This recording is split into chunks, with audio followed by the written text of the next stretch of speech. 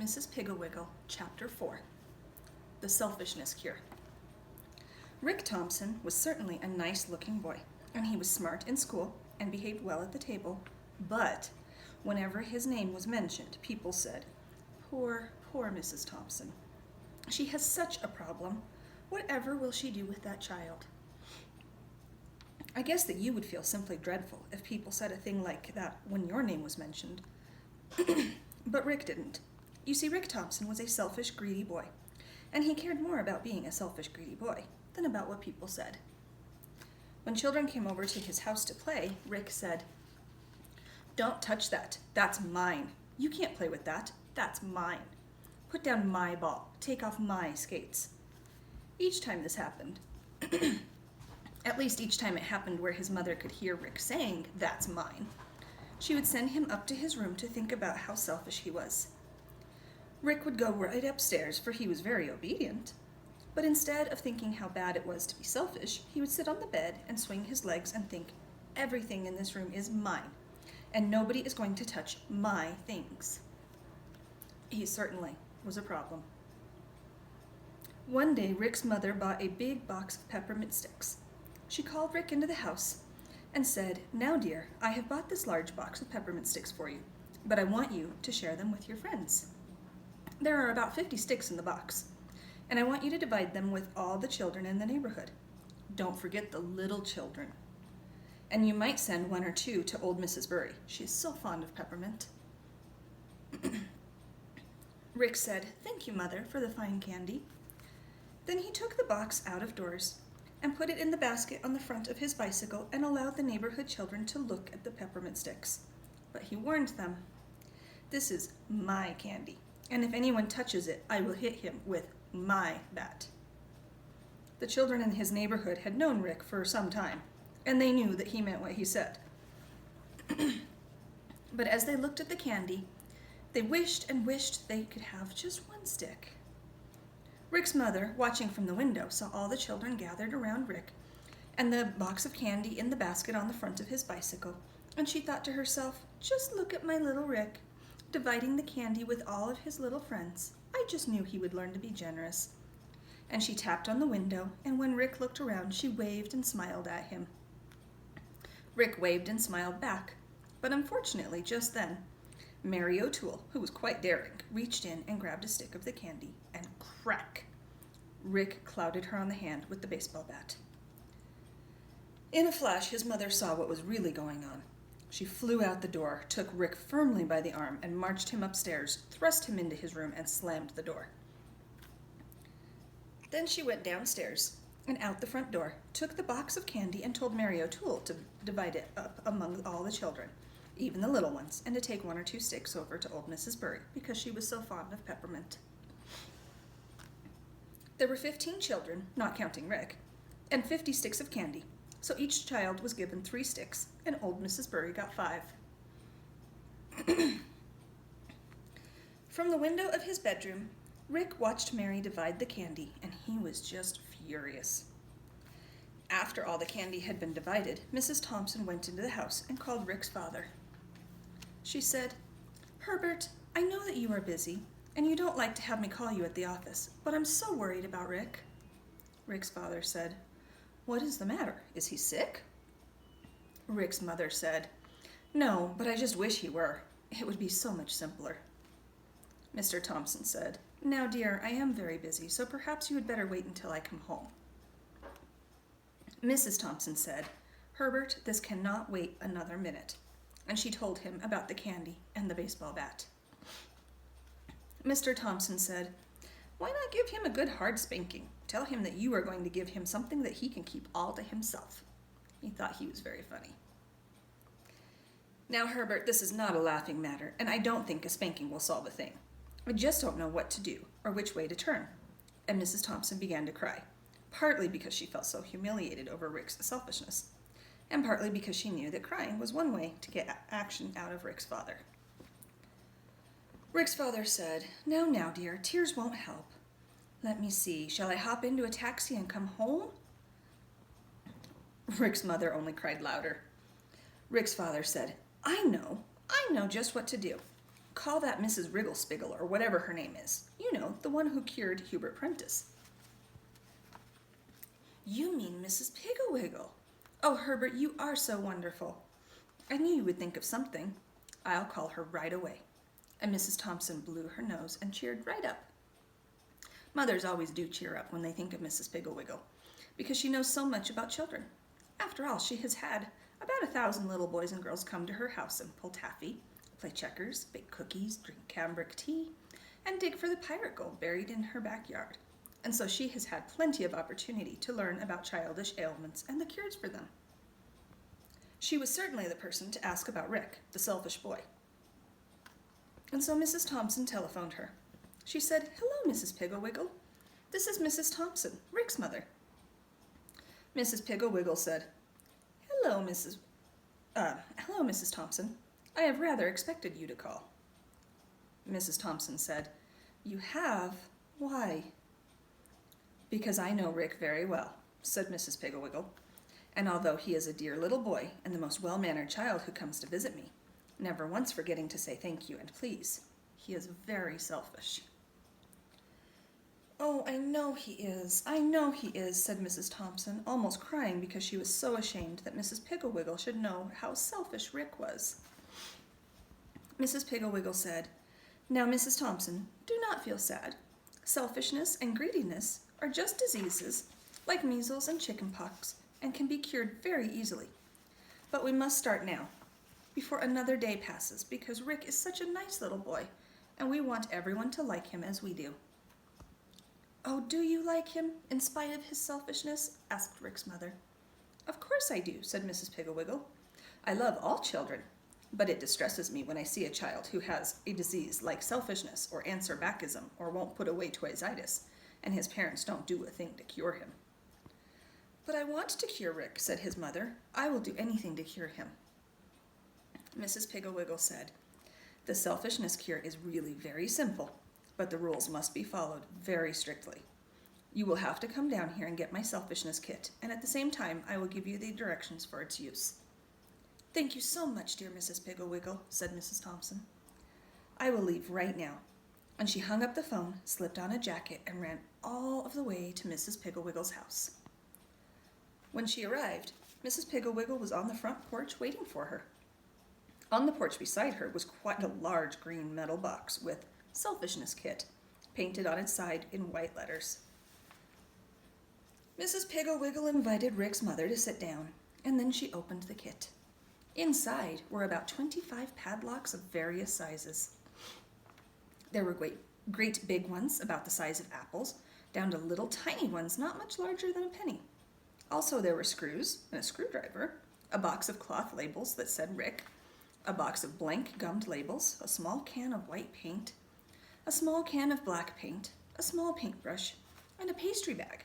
This is a large bag with a nozzle on the end, which, when filled with frosting, can be squeezed, and the frosting comes out the end like toothpaste, and can be formed into words. Mrs. Piggle Wiggle said, "Mrs. Thompson, these padlocks are for Rick's drawers, his closets, his toy chest, his bicycle, his bedroom door, his nightstand drawer, and his toothbrush. As soon as you get home, put the padlocks on everything he owns and give him the keys. This is to assure him that he, and he alone, can touch his things. The name labels are to be sewn in all of his clothes, and the gum stickers are to be put in all of his books, even his school books, notebooks, pencil boxes, and are to be pasted on his ruler, crayons, and paints. On each sticker, print in large letters with this black paint, Rick's book, don't touch. Rick's notebook, don't touch, and so forth. On every toy he owns, you must paint in either black or white paint. Rick's ball, don't touch, or Rick's bat, don't touch. Put the name of the toy first, and then don't touch. The pastry bag is to be filled with a simple white frosting and used to mark Rick's sandwiches, his fruit, his cookies, and his plate for each meal. That's all there is to it. I expect you will be returning the selfishness kit before a week has passed." Mrs. Thompson said, "I do hope so, Mrs. Piggle Wiggle.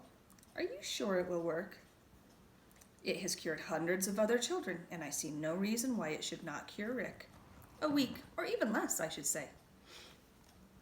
Mrs. Thompson thanked Mrs. Piggle Wiggle very much, and then, lugging the kit, she walked home. As soon as she had hung up her jacket, she began sewing the labels in all of Rick's clothes. He asked her what she was doing, and when she showed him, he was happy as could be. "Boy, that will just show people who owns my clothes," he said proudly.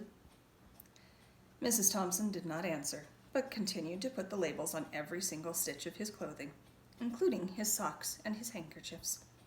Then she opened the kit and took out the tiniest padlock.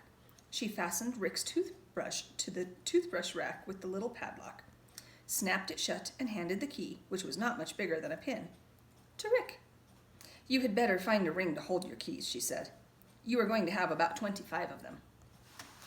"Boy, that's just wonderful," Rick said, fondling the tiny key and thinking, "That's my toothbrush, and now nobody but me can touch it." He was very happy. When dinner time came, Mrs. Thompson closed the Selfishness kit and took it downstairs to show Rick's father. She told him about Mrs. Piggle Wiggle, and he patted her on the back and said that he was sure everything was going to be all right, and where was the evening paper. After dinner, they went upstairs to put some of the padlocks on, and were surprised to find that Rick himself had already put the locks on each of his bureau drawers, his nightstand drawer, his toy box, his closet door, and his bedroom door. He had also put stickers on the covers of all of his books, notebooks, coloring books, crayon and colored pencil boxes, and stamp album. On the stickers he had printed in black paint, "Rick's book, don't touch. Rick's notebook, don't touch. Rick's crayons, don't touch. Rick's pencil box, don't touch. Rick's stamp album, don't touch." He was very proud and asked his father if he didn't think he printed well. His father said, "You should be able to print well. You have certainly practiced enough." And he looked disgustedly around the room at the stickers which labeled everything. "Rick's brush, don't touch. Rick's comb, don't touch. Rick's window blind, don't touch." He turned to Rick's mother and said, "Perhaps we should wear stickers. Rick's mother, don't touch. Rick's father, don't touch. I bet he'll wear monogrammed underwear when he grows up." Mrs. Thompson said, "Oh, I hope not, Herbert." Rick said, "Come on, Mom and Dad, let's mark all the rest of my stuff." And so they worked until 8:30, marking Rick's bicycle, his baseball bat, his pitcher's glove, his catcher's glove, his toolbox, his roller skates, his lunchbox, his rubber boots, his raincoat, his soldier suit, his gun, and his wagon. They even painted "Rick's dog, don't touch" on Rover's collar. Seems like it's going a bit far. When they had finished, it was time for Rick to go to bed.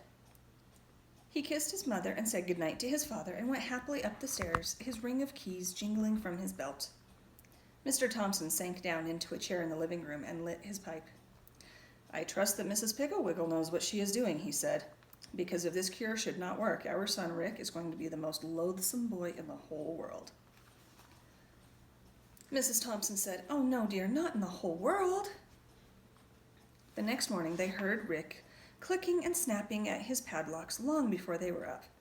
He was a little late coming downstairs because it took time to padlock all of his drawers, his closet door, and the door of his room, but he was very happy, and his mother noticed that he had pinned one of the name labels on the outside of his sweater.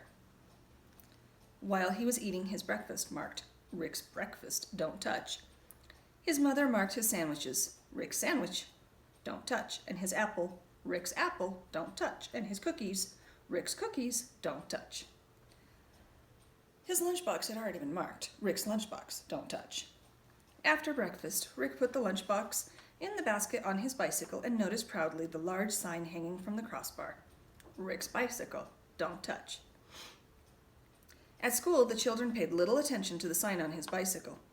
But when he opened his lunchbox and took out the sandwiches marked "Rick's sandwiches, don't touch," and the apple marked "Rick's apple, don't touch," and the cookies marked "Rick's cookies, don't touch," everyone laughed and wanted to see them, and in the resulting crowding and pushing, one of the sandwiches was dropped and stepped on, and some of the big boys grabbed the apple and tossed it in the air above Rick's head, shouting, "Throw me Rick's apple. Oh, look, I dropped Rick's apple.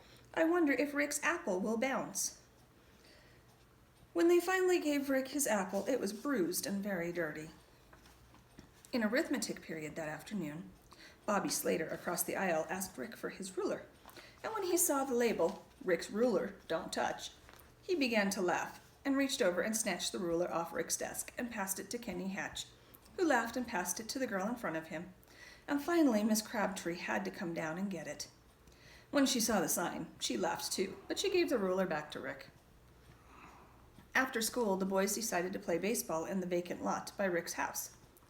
But when Rick brought out his bat and ball and mitts and the boys saw, "Rick's ball, don't touch. Rick's bat, don't touch," they said, "We can't touch anything, so let's go home." And they did. Rick went up to his room to play, but he found that somewhere during the day he had lost the key to his closet, and that he had locked the key to his toy chest in the chest.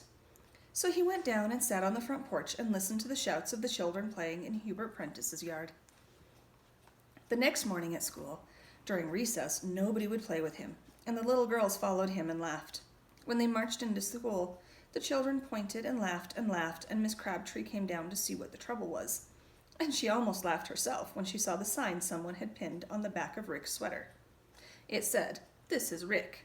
Don't touch." At lunch, the children crowded around to watch him take out his sandwiches, and one little girl said, "He's so selfish and greedy, he has his sandwiches marked so he can't share them." Then the children danced around him and chanted, "Rick's sandwich don't touch. Rick's apple don't touch. Rick's lunchbox don't touch." Finally, Rick took his lunchbox out and put it in the basket on his bicycle, but the children followed him, and seeing the big sign, "Rick's bicycle, don't touch," they yelled and laughed and sang, "Rick's don't touch Rick. Rick's don't touch Rick." After school, Rick hurried right home, but he had lost the key to his room, so he went down to the basement to play with his toolbox. But every time he saw the large white sign, "Rick's toolbox, don't touch," he thought of school and the lunchbox, and he remembered how the children laughed and jeered, and he was ashamed. At dinner, when his mother brought him his plate marked, "Rick's dinner, don't touch," he said, "Aw, why do you have to mark my plate? I don't care which one I get." Mrs. Thompson looked significantly at Mr. Thompson and said, "All right, Rick, we won't mark your plate if you will share your dessert with Rover." Rick thought for a few minutes, and then he carefully broke his chocolate cake into 2 equal pieces and gave one to Rover, who gulped it down and looked grateful. They must not have known that chocolate's bad for dogs when they wrote this book. After dinner, Rick told his father he had lost the keys to his room and the closet, and so his father took off the padlocks on those doors and on the toy box. Rick said, "Don't put them back, Dad. I don't care who goes into my room or gets into my stuff." The next morning, Rick got up early and scraped the "Rick's lunchbox, don't touch" from his lunchbox and took the sign off his bicycle. Then he went in to his mother and said, "Mom, please don't mark my sandwiches. Please don't mark any of my stuff, Mom." Mrs. Thompson said, "All right, Rick. I only did it to protect you." Rick said, "I don't care who gets my lunch. Just don't mark it." At noon, all the children gathered around Rick, but neither his sandwiches, nor his apple, nor his lunchbox were marked. So they rushed out to see his bicycle, but there was no sign on it. So they sat down and ate their lunches. Right after school that night, Rick hurried home and scraped the marking off his ball and bat and mitts, and then he walked up to where the children were playing ball, and tossing the ball, bat, and mitts down beside the catcher, he said, "Do you want to use these? I don't care." And he went back to his own house. In a little while, Mary O'Toole rang the doorbell and asked Mrs. Thompson if Rick would come out and play. Mrs. Thompson said, "He'd love to, Mary, but first he must return something to Mrs. Piggle Wiggle." Mary said, "Tell him to come over to the lot when he gets back, and here are some keys he lost." Mrs. Thompson said, "Thank you for the keys, dear, but thank goodness they belong to Mrs. Piggle Wiggle, not to Rick." She took the keys of the big padlocks and the tiny padlock up to Rick, who was in his room, busily packing Mrs. Piggle Wiggle's selfishness kit. That's the the end of the chapter.